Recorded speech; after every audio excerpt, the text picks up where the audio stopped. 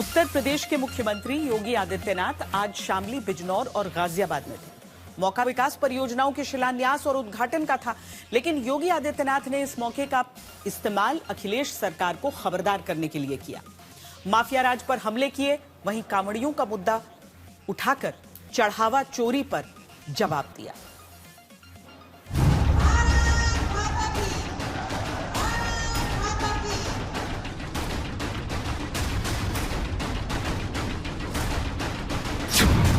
दो 2027 के चुनाव से पहले योगी ने क्यों किया जिन्ना का जिक्र? ये जिन्ना के अनुयायी है, इन्हें जब भी मौका मिलेगा ये आपको बांटेंगे।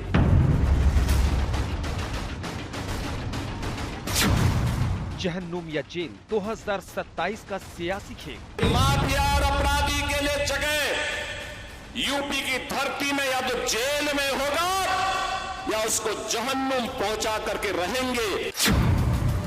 शामली और बिजनौर में उत्तर प्रदेश के मुख्यमंत्री योगी आदित्यनाथ ने विपक्ष पर तीखा हमला बोला। मौका था 1000 करोड़ की विकास परियोजनाओं के लोकार्पण और शिलान्यास का, लेकिन इस दौरान योगी ने सबसे तीखा प्रहार विपक्ष पर किया। ये तो जिन्ना के अनुयायी है, इन्हें जब भी मौका मिलेगा ये आपको बांटेंगे। जाति के नाम पर बांटेंगे, क्षेत्र के नाम पे बांटेंगे, विकास में लूट खसोट करेंगे, अराजकता फैलाएंगे, बेटी और व्यापारी की सुरक्षा में सेंध लगाने का कार्य करेंगे। योगी यही नहीं रुके और उन्होंने मुजफ्फरनगर दंगों की याद दिलाते हुए माफिया से जुड़े अपने संकल्प की भी याद दिलाई और कहा कि जो वादा किया सो किया। जो हम लोगों ने संकल्प लिया था अपराध और अपराधियों के प्रति जीरो टॉलरेंस की नीति के तहत कार्य करने का, और जो संकल्प लिया था कि माफिया और अपराधी के लिए जगह यूपी की धरती में या तो जेल में होगा या उसको जहन्नुम पहुंचा करके रहेंगे। और बहनों और भाइयों, आज मुझे लगता है जब शामली की खुशहाली को देखता हूं, कैराना के विकास को देखता हूं, थाना भवन के विकास को देखता हूं, लगता है कि हम लोगों के सार्वजनिक जीवन में आना सार्थक हुआ। अगले साल यूपी में होने वाले चुनाव में पश्चिमी उत्तर प्रदेश योगी के हिसाब से बहुत अहम सियासी क्षेत्र है, जहां पर इस बार अखिलेश और कांग्रेस की भी नजर है। अखिलेश जहां पीडीएफ फॉर्मूला लागू कर मायावती के कोर वोटर को अपने पाले में करने में जुटे हैं, तो वहीं मुख्यमंत्री योगी आदित्यनाथ अपने लगातार दौरे से पश्चिम उत्तर प्रदेश की सियासत को बीजेपी के अनुकूल करने की कोशिश कर रहे हैं। यही से मैं कहता हूं, जो लोग डेमोग्राफी बदल रहे थे, समाजवादी पार्टी और कांग्रेस के लोग, ये लोग जिन्ना के उपासक हैं। इसीलिए तो कांदला और कैराना से पलायन हो रहा था, और हम लोग अन्नदाता किसानों के उपासक हैं। अयोध्या में चढ़ावा चोरी के आरोपों के बाद अखिलेश यादव लगातार बीजेपी को घेर रहे हैं। आस्था के नाम पर लगाए जा रहे आरोपों पर भी योगी ने पलटवार किया। उन्होंने कहा कि पहले कांवड़ यात्रा को रोका जाता था, लेकिन आज कोई कांवड़ यात्रा रोक नहीं सकता।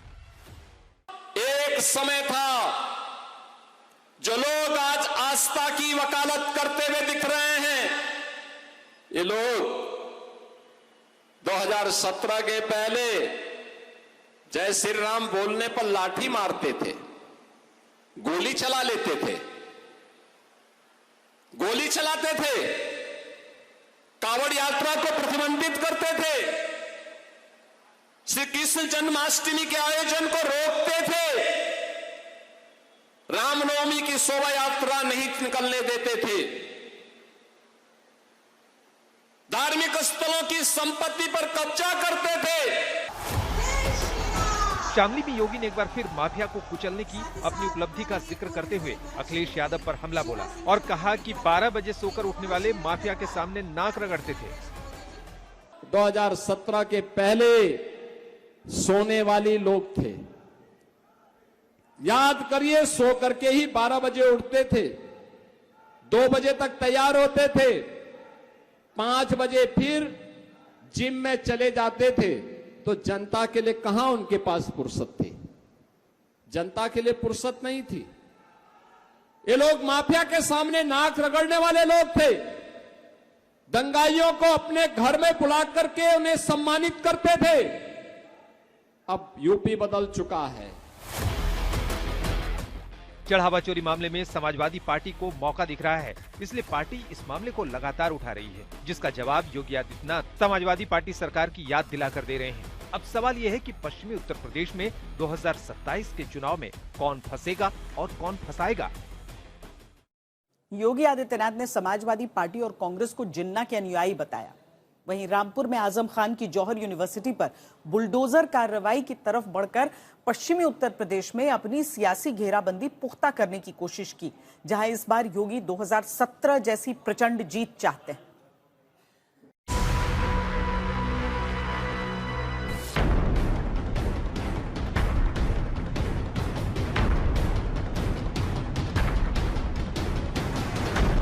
यूपी विधानसभा की 200 सीटों को लेकर आर पार की लड़ाई शुरू हो चुकी है। बीजेपी के लिए पश्चिमी यूपी बहुत अहम है, जहां पर उसे मिलने वाली बढ़त विरोधियों का काम खराब करती रही है। यही वजह है कि 2027 के महासमर की पहली और सबसे मजबूत लकीर पश्चिमी यूपी की धरती पर ही खींची जा रही है। क्या 2017 के पहले भी बिजनौर की स्थिति थी? याद करना, मुझे कई बार बिजनौर आने का अवसर प्राप्त हुआ है, लेकिन 2017 के पहले मुख्यमंत्री बिजनौर नहीं आते थे, बोलते थे मुख्यमंत्रियों के लिए अपशकुन है।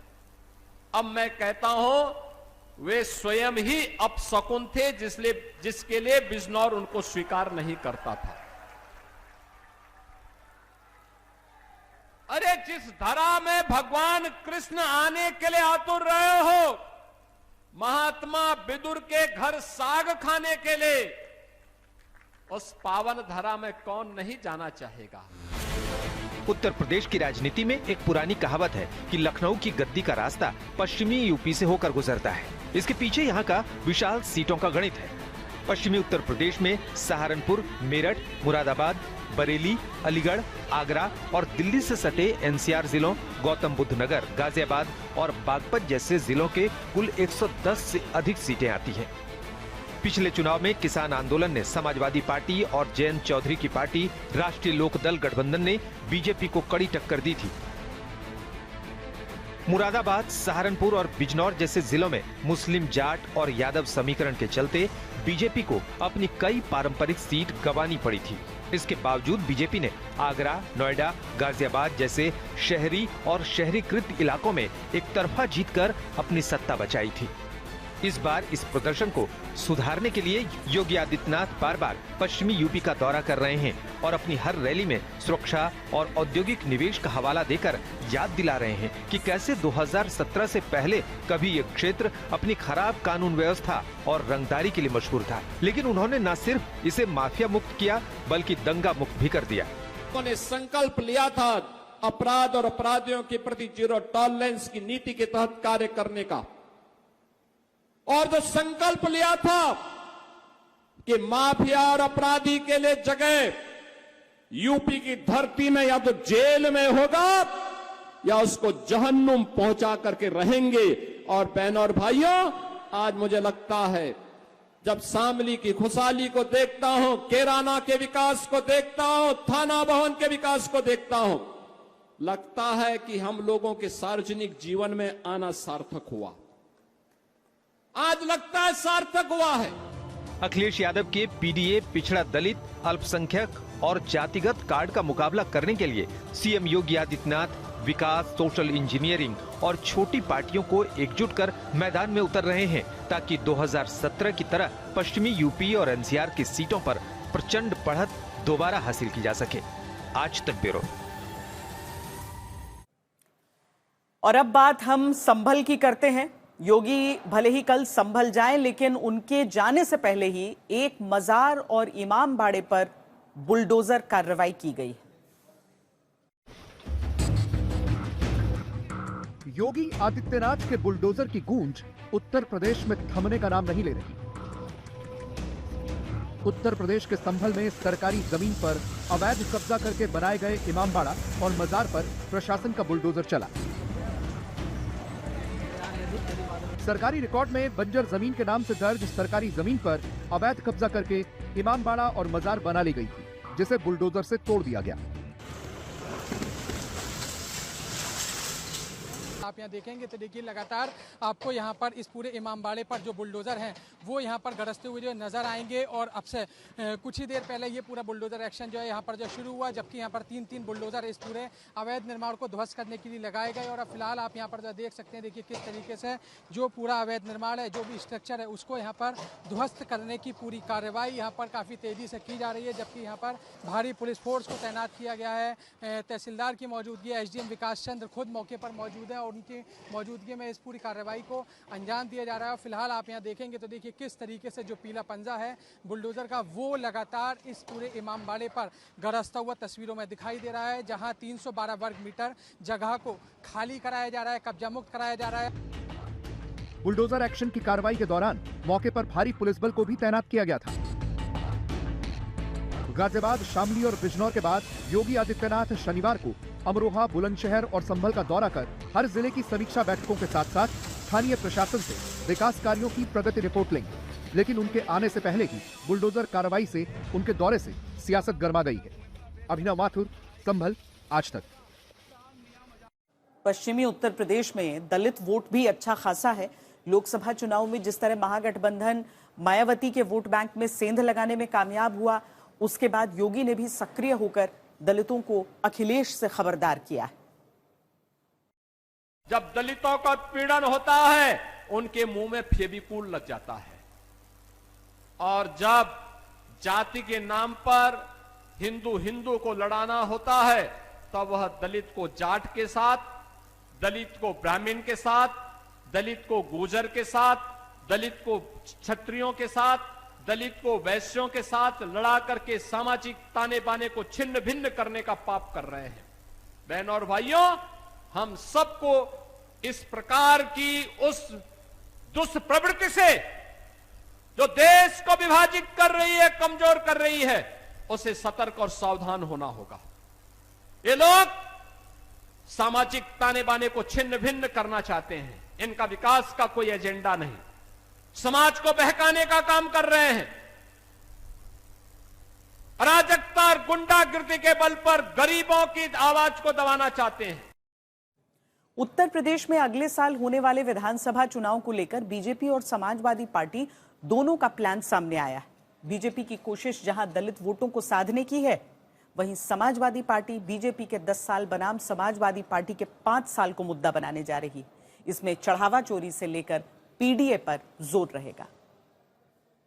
समाजवादी पार्टी की कोशिश होगी कि बहुजन समाज को जगा करके जो लड़ाई बाबा साहब ने लड़ी, डॉक्टर राम मनोहर लोहिया जी ने लड़ी, मानवर काशीराम जी ने लड़ी, नेताजी ने लड़ी, उस लड़ाई को आगे बढ़ाना। 2024 के चुनाव में अखिलेश राहुल के जीत के फॉर्मूले में एक बहुत बड़ा रोल यादव मुस्लिम के साथ बड़ी संख्या में गैर जाटव दलित वोट भी इंडिया गठबंधन के साथ आना रहा। 2027 में से दोबारा रोकने के लिए बीजेपी ने दलित वोट पर फोकस करना शुरू कर दिया है। जिस वक्त आगरा में वाल्मीकि समाज बीजेपी के सांसद के खिलाफ प्रदर्शन कर रहा था, तब प्रदेश बीजेपी के संगठन महामंत्री धर्मपाल सिंह दलित वोट बैंक पक्का करने के लिए पश्चिमी यूपी में गहन मंत्रणा में जुटे दिखे। बूथ बूथ तक एक एक वोट का हिसाब ठीक कर रही बीजेपी पिछले चुनाव में दलित वोट के हुए नुकसान की भरपाई करने के लिए कमर कस चुकी है। इसके लिए हर जिले में संगठन पदाधिकारियों, बूथ अध्यक्षों, शक्ति केंद्र संयोजकों और विभिन्न मोर्चों के नेताओं के साथ बैठक कर फीडबैक लिया जा रहा है। विशेष फोकस अनुसूचित जाति पर है। इलाकेवार सामाजिक समीकरण, स्थानीय हालात और जरूरतों के आधार पर चुनावी रणनीति बन रही है। अगर कंपैरिजन करें हमने क्या किया है तो हम गिना देंगे बहुत सारी चीजें, लेकिन उन्होंने क्या किया है वो वाली चीजें गिनाए तो वो हम जितना हमने विकास के लिए किया, पॉजिटिव किया, उससे ज्यादा उन्होंने समाज के निगेटिव के लिए किया, निगेटिविटी कितना किया है। पिछली बैठक में भी हमने बताया था कि बाबा साहब भीमराव अंबेडकर जी हमारे लिए सबसे आगे, इनके नाम से कोई कंप्रोमाइज नहीं करते समाज के लोग। जितने प्रकार की मैंने सूची बताई उतने प्रकार की सूची बनवाना, उनको बूथ की बैठकों में बुलाना। दलित वोटों की इंजीनियरिंग में बीजेपी का ज्यादा जोर पश्चिमी यूपी के जिलों पर भी है, जिसमें मुरादाबाद, अमरोहा और बरेली जैसे जिलों में पार्टी बूथ सशक्तिकरण, कार्यकर्ता सक्रियता, मतदाता संपर्क और जनसंपर्क पर जोर दे रही है। अब तक धर्मपाल सिंह झांसी, ललितपुर, जालौन, कानपुर देहात, बरेली, अमरोहा सहित कई जिलों का दौरा कर चुके हैं। साथ ही कानपुर, बुंदेलखंड, ब्रज, अवध, पश्चिम और काशी समेत पूरे प्रदेश में उनका संगठनात्मक संवाद अभियान लगातार जारी है। भारतीय जनता पार्टी वाले लोग चुनावी अम्बेडकरवादी हैं, चुनावी राम भक्त हैं, वरना ये लोग चंदा चोर हैं, आरक्षण के विरोधी हैं, संविधान के विरोधी हैं, अम्बेडकर जी के विरोधी हैं, तिरंगे के विरोधी हैं। जब जब चुनाव आता है तब ये लोग अम्बेडकरवादी हो जाते हैं, वरना मंदिर से चढ़ावा चुराते हैं और आरक्षण को खत्म करने की व्यवस्था करते हैं, देश में संविधान को बदलने की बात करते हैं। अब भारतीय जनता पार्टी के किसी भी छलावे में जनता नहीं आने वाली। देखिए, आज भारतीय जनता पार्टी जितनी भी संगठन की बैठकें कर ले, लेकिन हकीकत तो ये है कि आज दलित समाज या अनुसूचित समाज भारतीय जनता पार्टी से बहुत दूर हो चुका है, क्योंकि इन्होंने दलित समाज के लिए कभी कुछ किया नहीं। ये वही लोग हैं जिन्होंने चुनाव में कहा था कि हमको 400 सीटें दे दो, हम बाबा साहब के लिखे संविधान को बदल देंगे और आरक्षण को खत्म करने का काम करेंगे, जिससे अनुसूचित जाति और दलित समाज में बहुत ज्यादा आक्रोश है भारतीय जनता पार्टी को लेकर के। और इनके गृह मंत्री ने सदन में कहा था कि बाबा साहब एक फैशन है, जबकि हकीकत तो ये है कि बाबा साहब एक ब्रांड बन चुके हैं। जिस तरीके से 2024 के चुनाव में अनुसूचित समाज के लोगों ने, दलित समाज के लोगों ने समाजवादी पार्टी को वोट दिया, इंडिया ब्लॉक को वोट दिया, कि जिसका नतीजा है समाजवादी पार्टी उत्तर प्रदेश में सबसे बड़ी लोकसभा में पार्टी है। और भारतीय जनता पार्टी को दूसरे नंबर पर खिसकाने का काम अगर किसी ने किया था तो समाजवादी पार्टी ने किया था। तो कितनी भी बैठकें कर लें, अब दलित समाज इनके बहकावे छलावे में आने वाला नहीं। पश्चिमी यूपी में बीजेपी की खास तवज्जो की वजह है कि पश्चिमी यूपी के जिलों में दलित वोट का बोलबाला है। बुलंदशहर में 21 से 22%, सहारनपुर में 21 से 22%, मेरठ में 18 से 19%, मुजफ्फरनगर में 17% से 18%, अलीगढ़ में 20% से 21%, आगरा में 22 से 23%, बिजनौर में 21 से 22%, गाजियाबाद और हापुड़ में लगभग 16 से 19% दलित वोटर हैं। बीजेपी के इतर अखिलेश का सारा जोर इस बार भी पीडीए पर रहने जा रहा है। समाजवादी पार्टी इस बार विधानसभा चुनाव में बीजेपी के 10 साल बनाम समाजवादी पार्टी के 5 साल को मुद्दा बना रही है, जिसमें टॉप का मुद्दा राम मंदिर में चढ़ावा चोरी रहने वाला है। इसके अलावा एनकाउंटर के नाम पर होने वाली हत्याओं और बेगुनाहों का घर गिराए जाने के आरोप लेकर भी समाजवादी पार्टी चुनाव में उतरेगी। इसके अलावा बीजेपी सरकार के 10 साल में पीडीए वर्ग पर अत्याचार नाम की जारी किताब भी समाजवादी पार्टी घर घर तक पहुँचाने का प्लान बना रही है। यूपी चुनाव की जंग अब मुद्दों की गलियों तक पहुंच गई है। समाजवादी पार्टी 5 बनाम 10 की रणनीति के साथ मैदान में उतर रही है, यानी कि अखिलेश यादव के 5 साल का कार्यकाल बनाम योगी आदित्यनाथ के 10 साल का कार्यकाल। पीडीए पर अत्याचार बुकलेट के जरिए घर घर दखल देने की कवायद और आम लोगों तक बीजेपी के शासनकाल में हुए पेपर लीक, अयोध्या चंदा चोरी, इनकाउंटर्स, तमाम ऐसे मामलों तक पहुंचाने की कोशिश इस किताब के जरिए समाजवादी पार्टी पूरे डेटा के साथ करने वाली है। पीडीए के दम पर ही अखिलेश ने 2024 में 37 सीट जीतकर समाजवादी पार्टी का सर्वश्रेष्ठ प्रदर्शन किया।